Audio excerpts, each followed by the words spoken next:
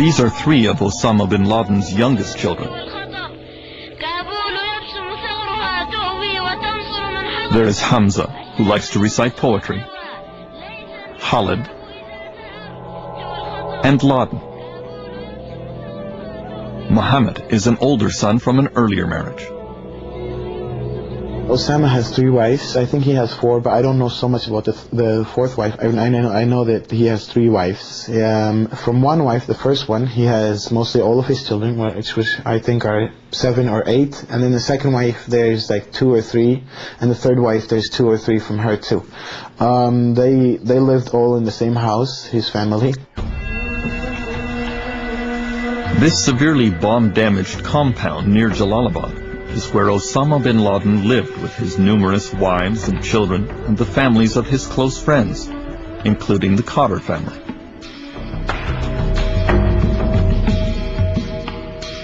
During the years of the Afghanistan war against the Soviets in the 1980s, Osama bin Laden learned to live simply in caves.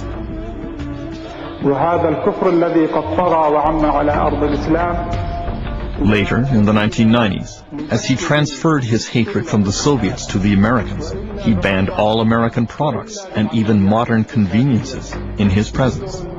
He was against any American products, and I can tell you this, he was against using ice, and he actually forbidden it on the people that lived around him. Even if the people smuggled it in, but he had forbidden it. He had forbidden electricity, even that later he knew that they needed it. But he didn't want them in any way to be spoiled, because with something, that's how it starts, he says.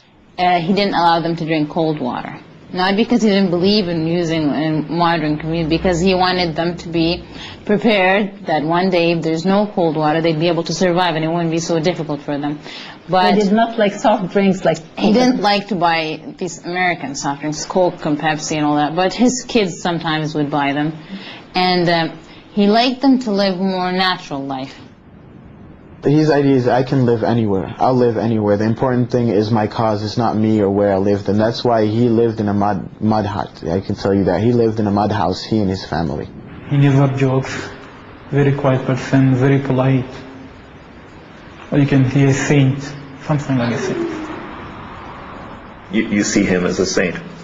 You see him as a very peaceful man.